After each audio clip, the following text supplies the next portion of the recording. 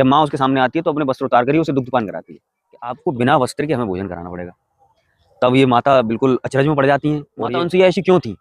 एक कहावत है हमारे धर्म में कि जैसी माँ, बुजुर्गों से सुना है हमने कि जैसी माँ वैसी बेटी। इन्होंने एक बार ये भी सोचा कि अगर इनकी आज्ञा की नहीं मानी तो अवहेलना होगी, तो उन्होंने अपना दायां हाथ आसन पर रखा और उनके सामने बैठ गए। तो जय माता दी दोस्तों, आप सभी भक्तों को, माता रानी के दिन चल रहे हैं, आप सभी भक्तों को नवरात्रि की बहुत बहुत शुभकामनाएं। माता रानी के 9 दिन चल रहे हैं। जैसा कि आप सभी जानते हैं कि माँ के बिना इस सृष्टि की रचना सोचने मात्र भी बिल्कुल संभव नहीं है। सोच भी नहीं सकते हम माँ के बिना, चाहे वो पशु हो, पक्षी हो, मनुष्य हो, कोई भी हो। मनुष्य जो कि सोचने समझने की शक्ति रखता है, हमारे पास मस्तिष्क होता है, दिमाग होता है सोचने के लिए, लेकिन जो पशु होते हैं, जो पशु योनि के होते हैं, पक्षी योनि के होते हैं, वो भी इस मातृत्व से दूर नहीं रह सकते। हम ये एक आस लगा कर रहते हैं कि बच्चे जब हम बुजुर्ग होंगे तो बच्चे हमारे साथ देंगे, बुढ़ापे में हमारा सहारा बनेंगे, लेकिन क्या पशु पक्षी भी ऐसा सोचते हैं? बिल्कुल नहीं। जब वो बड़े होते हैं, वयस्क होते हैं, तो उनसे दूर चले जाते हैं, लेकिन उन्हें कोई मोह नहीं होता। सिर्फ एक क्या होता है, माँ का एक प्यार होता है, मातृत्व होता है जो भगवान ने उनके अंदर दिया, जो अपने बच्चे की रक्षा करता है, बच्चे को पालता है, पोसता है जब तक वो बड़ा नहीं होता। तो उसी कड़ी में आज हम बात करेंगे, माता अनसुईया के बारे में जानेंगे। वो माता अनसुईया जिन्होंने तीनों देवताओं को, जो हमारी हिंदू संस्कृति में तमाम ऐसे देवी देवता हैं जिन्होंने मनुष्य जाति के लिए एक उदाहरण पेश किया। प्रभु श्री राम को देखें, उन्होंने मानव धर्म अपनाते हुए, धर्म पे चलते हुए, एक पत्नी व्रत को रखते हुए ये हमें सीख दी, जबकि क्षत्रिय होते हुए, राजा थे, बहुपत्नी प्रथा थी तब, लेकिन उन्होंने एक पत्नी को रखा, माता सीता को रखा, और हमें ये सीख दी कि हमेशा अपनी एक ही पत्नी के साथ रहें। लेकिन दूसरी तरफ हम देखते हैं प्रभु श्री कृष्ण को, जिन्होंने, विष्णु भगवान ने जो कृष्ण के रूप में जन्म लिया, तब हमें दिखाया कि धर्म की रक्षा करने के लिए अगर झूठ भी बोलना है तो वो भी बोलिए, लेकिन धर्म की रक्षा होनी चाहिए। यहाँ मर्यादा पुरुषोत्तम इनको कहा जाता है, यहाँ लीलाधर इनको कहा जाता है, प्रभु श्री कृष्ण को। तो आज हम बात करेंगे माता अनसुईया की। माता अनसुईया ऐसी क्यों थी? बुजुर्गों से सुना है हमने कि जैसी माँ वैसी बेटी।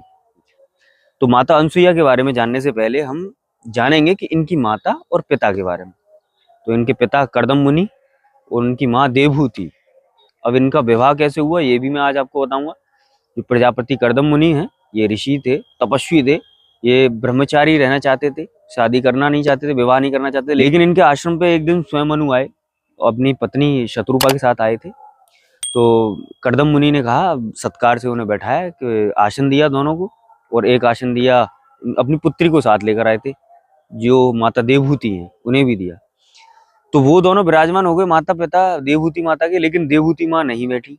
उन्होंने क्या सोचा मन ही मन में कि मेरे होने वाले पति हैं तो इनके सामने बैठना उचित नहीं आसन पर। लेकिन इन्होंने एक बार ये भी सोचा कि अगर इनकी आज्ञा की नहीं मानी तो अवहेलना होगी, तो उन्होंने अपना दायां हाथ आसन पर रखा और उनके सामने बैठ गई। तो ये उनकी भी लाज रखी गई, और अपने पति का, जो होने वाले पति हैं, पति अभी हुए नहीं, होने वाले पति के बारे में उन्होंने इतना सोचा। तो ये गुण चले आए माता अनसुईया में। तो जैसा कि हम जानते हैं कि अनसुईया माता जो पतिव्रत धर्म के इतने कड़े रूप से पालन करती थी कि उनके मुकाबले शायद कोई नहीं था, तीनों लोगों में उनकी चर्चा थी। तो नारद मुनि गए, तो अनसुईया कहते हैं कि ईर्ष्या का ना होना मतलब जलन ना होना। तो ऐसा ही थी माता अनसुईया, सती होते हुए और पति की सेवा में तल्लीन रहा करती थी। इनके पति हैं अत्रि मुनि, उनकी सेवा में तल्लीन रहा करती थी। लेकिन एक दिन जब खबर पहुंची नारद मुनि के द्वारा, जो तीनों लोगों में सती कौन है, तो माता अनसुईया का नाम लिया जाता है। जब देवी देवता आकाश मार्ग से जाते हैं तो इनके प्रताप से बच नहीं पाते। पतिव्रता अगर कोई है, सती अगर कोई है इस धरती पे, तो माता अनसुईया का उदाहरण दिया जाता था। तो तीनों देवियों ने, लक्ष्मी, सरस्वती और माँ पार्वती, आदिशक्ति ने, इन्होंने जलन से कहा, अपने तीनों अपने पतियों से कहा कि तुम तीनों जाओगे और माता अनसुईया की परीक्षा लेकर आओगे, कैसी हैं, कि हाँ वास्तव में है कुछ या नहीं। सब ऐसे ही कहते हैं। तो एक दिन तीनों देव, त्रिदेव, ब्रह्मा विष्णु महेश, तो अपनी पत्नियों की इच्छा पूर्ति के लिए तीनों देव आए धरती पर, और एक ब्राह्मण का वेश धारण किया और जाते हैं अत्रि मुनि के आश्रम पे। वहाँ बोलते हैं कि हमें भूख लगी है। तो माता अनसुईया मिलती हैं वहाँ, तो उनसे कहते हैं हमें भूख लगी है, भोजन की व्यवस्था कीजिए। तो माता अनसुईया कहती हैं, क्योंकि पतिव्रत का हमेशा पालन किया करती थी, तो माता अनसुईया कहती हैं कि बिल्कुल करा दिया जाएगा, आओ बिराजो। लेकिन उनकी एक शर्त थी तीनों की, कि भोजन अगर आपको कराना है, भोजन हम करेंगे अवश्य, लेकिन एक शर्त कि आपको बिना वस्त्र के हमें भोजन कराना पड़ेगा। तब ये माता बिल्कुल अचरज में पड़ जाती हैं। जो अत्रि मुनि, उनके पति, और एक स्त्री आपने कभी देखा हो कि ऐसा कभी भी नहीं होता कि बिना वस्त्र के कभी भी किसी मर्द के। तो इसी को चलते माता ने सोचा कि मैं अपने पति के सामने, तो पति कहते तो अलग बात थी, लेकिन इनको जो ब्राह्मण वेशधारी, अब ये कौन है देखा जाए, इनके सामने ऐसे कैसे हो सकता है कि मैं बिना वस्त्र के इनको भोजन कराऊं।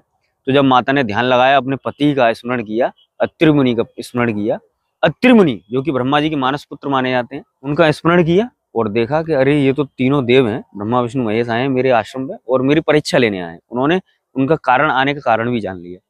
तो माता ने अपने कमंडल से जल लिया और वो जल अपने पति का नाम लेते हुए उन तीनों के ऊपर डाल दिया। तो उन्हें बच्चा बना दिया, शिशु बना दिया। अब जब वो शिशु बने, ऐसे शिशु जो नवजात शिशु है और दूध पीता है, उसे भूख लगी है, चिल्ला रहा है, रो रहा है। अब माँ उसके सामने आती है। जब माँ उसके सामने आती है तो अपने वस्त्र उतार कर ही उसे दुग्ध। तो अब जब उन तीनों ने कहा कि हमारे सामने जब आओ, हमें भोजन कराओ, हमारा जब पेट भरो, तो अब वस्त्र उतार कर ही करें। तो ये भी हुआ। और ऐसा भी हुआ कि मातृत्व रूप में जब एक माँ होती है तो अपने बच्चे को, छोटे बच्चे को इस तरीके से, इस अवस्था में दूध पिलाती है, तो वो भी हुई। अब जब ऐसा रहा तो माँ के साथ रहे तीनों देव बाल्यावस्था में, बालक बनते हुए, और भोजन का आनंद लेते रहे, दुग्ध पान करते रहे। इधर वो तीनों देवियां, इनकी पत्नियां विचलित हुई कि कहाँ गए हमारे स्वामी, इतने दिन हो गए अभी तक लौट कर नहीं आए। तब जब वो आती हैं तब उन्हें पता चलता है कि माता अनसुईया के सतत्व से, माता अनसुईया के पतिव्रत धर्म से उनमें इतनी शक्ति है कि जब ऐसे ही नहीं कि तीनों लोकों में गुणगान है। जब भी कोई देवी देवता वायु मार्ग से अगर जाते हैं तो उनके जो प्रताप है उससे बच नहीं पाते, उनके गुणगान से बच नहीं पाते। तो बिल्कुल सत्य है। उन्होंने जो सृष्टि के पालनहार, जो सृष्टि के रचयिता, जो सृष्टि का नाश करते हैं, विनाश करते हैं, उनको, तीनों देव को बच्चा बनाया हुआ है, वो पालने में झूल रहे हैं, खेल रहे हैं। तो ऐसी है माता अनसुईया की कथा, जो अपने पतिव्रत धर्म को निभाती रही, अपने सतत्व को कायम रखा, और इतनी कड़ी परीक्षा जो तीनों लोकों के स्वामी ने ली, फिर भी उसको पार करके गई, और बाल्यावस्था में तीनों देवताओं को बना के रखा, और जब उनकी पत्नी आई तब उनको छोड़ा।